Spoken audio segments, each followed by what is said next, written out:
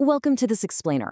Today, we're diving straight into an incredibly passionate piece of political commentary to unpack the really fascinating rhetorical device driving it.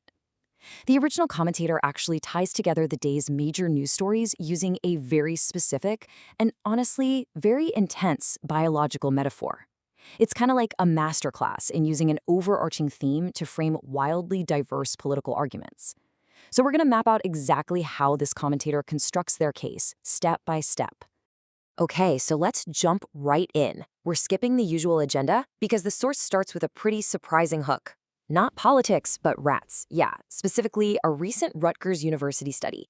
This research found that the vast majority of house mice and brown rats across major East Coast cities, New York, New Jersey, Pennsylvania, DC, have genetically mutated. They are literally shrugging off the poisons we've been throwing at them for decades.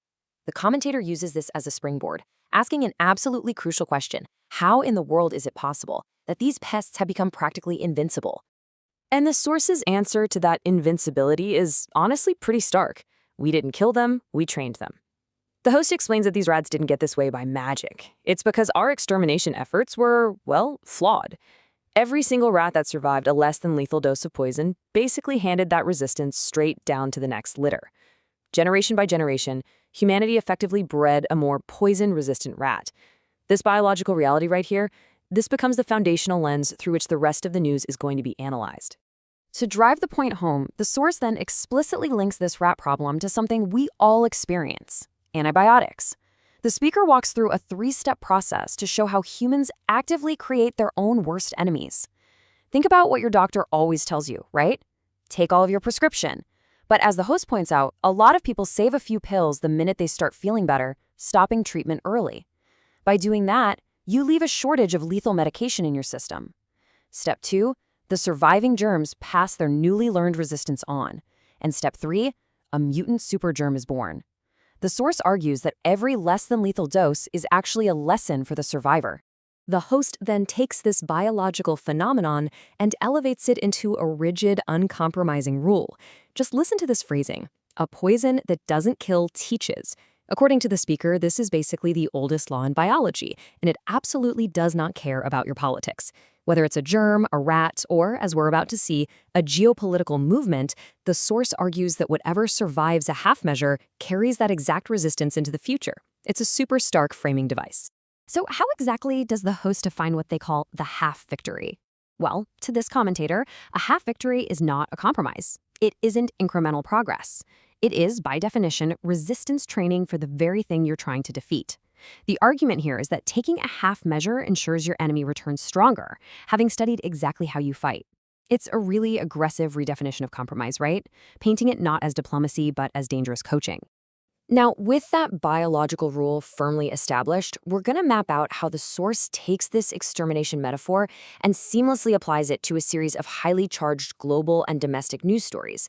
The speaker completely pivots from talking about rats in an alley to international conflicts, demanding that we look at modern geopolitics through that exact same biological lens. Notice the rapid-fire connections the source makes between vastly different political threats. The host argues that ignoring or just half-fighting these issues simply teaches them how to adapt. A bombed nuclear program, it hardens and remembers how it escaped.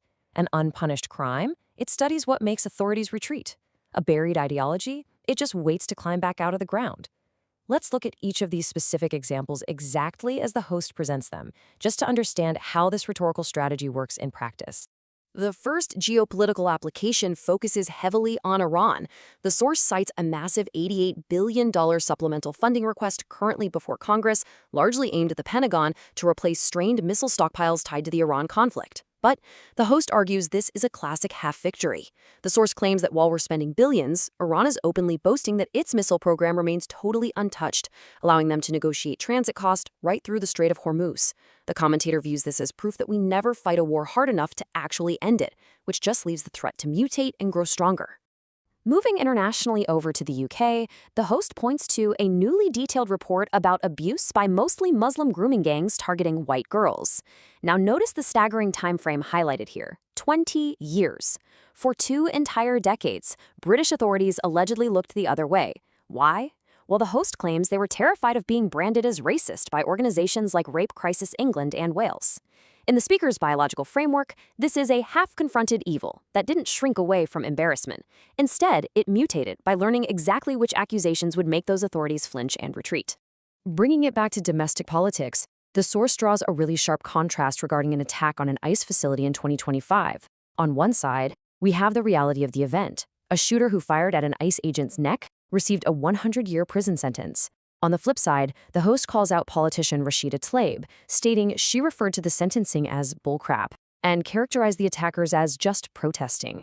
The commentator uses this to argue that while America might be jailing the physical bodies of the attackers, society is failing to eradicate the underlying violent belief itself. And because that belief remains untouched, it mutates, moving on to look for fresh recruits. Next up, the host turns their attention to socialist ideology here in America.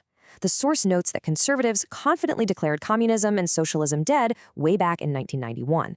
However, the speaker points out that socialist factions, specifically mentioning Mamdani's machine, recently swept elections in New York. The alarming data point for the host here is the incredibly low turnout. I mean, they won on just a 17% turnout, meaning roughly 7% of total voters decided the outcome. The host explicitly compares this to the early days of the Bolsheviks in Russia and the Nazis in Germany, arguing both were initially viewed as tiny, dismissible joke factions until they suddenly ruled. The lesson? A movement left half-defeated will absolutely mutate and return. And this brings us to a rather fascinating twist in the argument. The source doesn't just blame the political left. They actually issue a harsh critique across the aisle. Think about the duality here. The host attacks the establishment for refusing to name evil for 2 decades, but then equally attacks the complacent conservative, who decided the ideological fight simply ended when the Soviet Union fell. According to the commentator, both sides are making the exact same error from opposite ends. They both accepted a half victory instead of fighting to total completion. To anchor this whole concept in history, the host points to the Treaty of Versailles. Quote, "Versailles wasn't peace. It was an interval."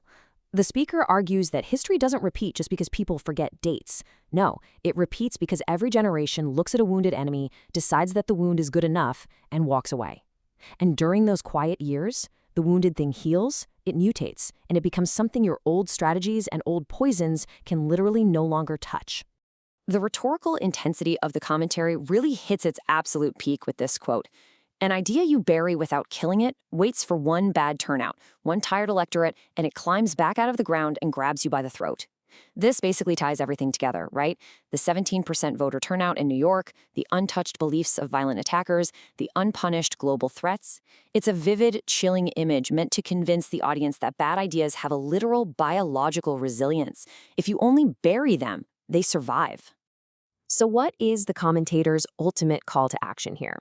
Well, it's an intense demand for the total, uncompromising eradication of these ideological movements. Now, the host is careful to clarify they do not mean literally killing bodies, but rather finishing the ideological fight permanently. The message to their audience is crystal clear. Do not stop at voting. Do not accept a cheap, half-strength version of victory, because biological law proves that half measures only ensure your own destruction. You either end it entirely or you leave it alone. As we wrap up this explainer, we want to leave you with a final thought to mull over. We've seen how effectively this source uses the science of exterminating rats to argue for zero-tolerance political strategies. But what are the deeper implications of a pundit successfully framing political opponents and ideologies as biological superbugs?